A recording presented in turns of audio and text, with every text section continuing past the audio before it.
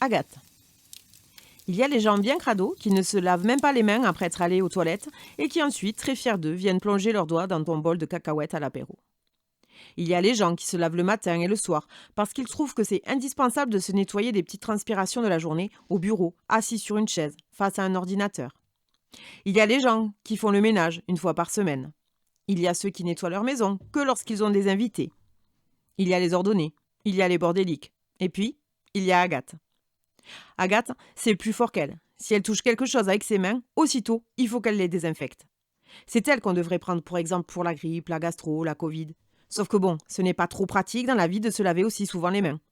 Toucher le robinet, hop, je me lave les mains. Je ferme le robinet. Oups, j'ai touché le robinet. Hop, je me lave les mains. Il faut imaginer que dans le cerveau d'Agathe, il s'est passé un truc qui fait que désormais, dès qu'elle touche quelque chose, elle imagine des germes gros comme des anacondas du Venezuela qui s'agitent dans tous les sens. Partout dans la maison, la rue, le bus, le métro, l'épicerie de Madame Ziou. Partout, partout, partout. Ça grouille, ça s'agite, c'est répugnant.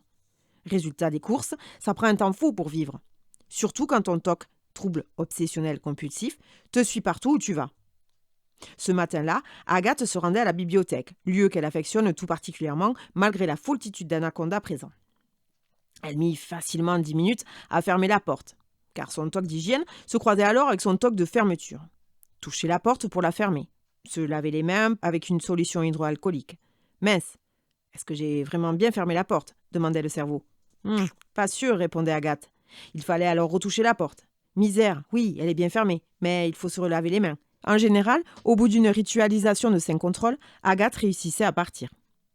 Nous l'avons bien compris, le but était alors de ne surtout rien toucher, ou du moins le strict minimum, avant d'atteindre la destination.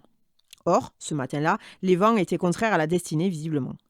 Les escaliers n'étaient pas accessibles pour cause qu'un petit plaisantin avait largué 10 litres d'huile de friteuse sur les marches, sûrement pour s'entraîner aux Jeux Olympiques d'hiver ou pour se venger d'un voisin trop bruyant. Peu importe. Agathe dut emprunter son ennemi juré, l'ascenseur. Claustrophobe également, la jeune femme ne supportait pas d'être enfermée dans cette maudite boîte dont la sécurité était très aléatoire d'après ses recherches. Habitant au 7e étage, c'était pourtant une invention miraculeuse qui aurait pu lui permettre de temps en temps de ménager son cardio. Elle grimpa donc dans la machine infernale. Rituel de purification. Au 5e, l'ascenseur s'arrêta dans un grand couinement métallique.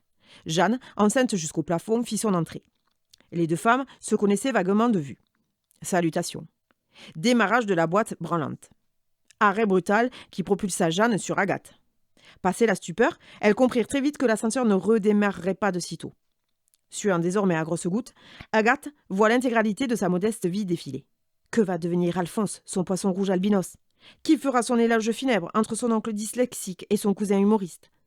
Elle tente de juguler l'hémorragie mentale qui l'assaille violemment lorsque Jeanne se plie en deux en se tenant le ventre. Agathe prie silencieusement pour qu'elle ait simplement mangé une grosse choucroute à midi.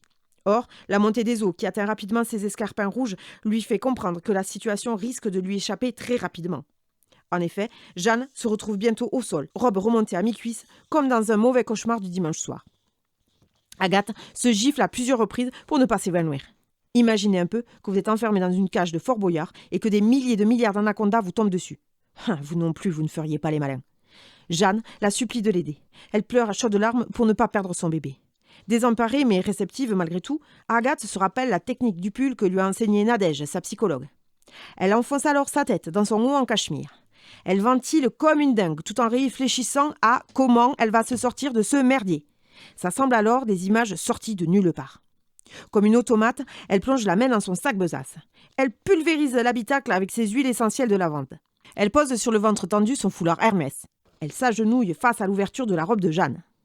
Elle ôte son pull qu'elle glisse délicatement sous la tête de la primipare déconcertée. Elle s'enduit généreusement les mains et les avant-bras de gel désinfectant. Elle est là sans y être vraiment. Son cœur essaye de sortir de sa poitrine de façon violente.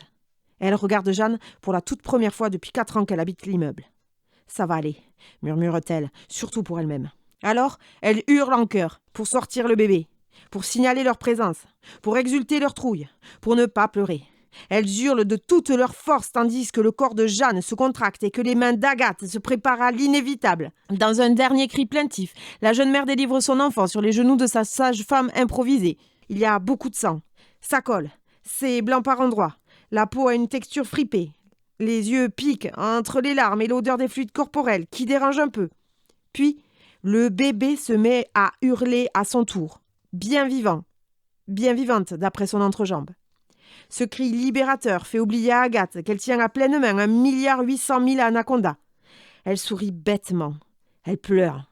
Elle pleure de joie, d'émotion, de stress qui s'échappe, d'émerveillement, de soulagement. Elle pleure en riant. Elle répète doucement que tu es belle, que tu es belle, que tu es belle. Il faudra sûrement un bain d'acide pour dissoudre toutes ces bactéries, mais pour le moment, très honnêtement, elle s'en fout. Elle admire le petit miracle de l'ascenseur.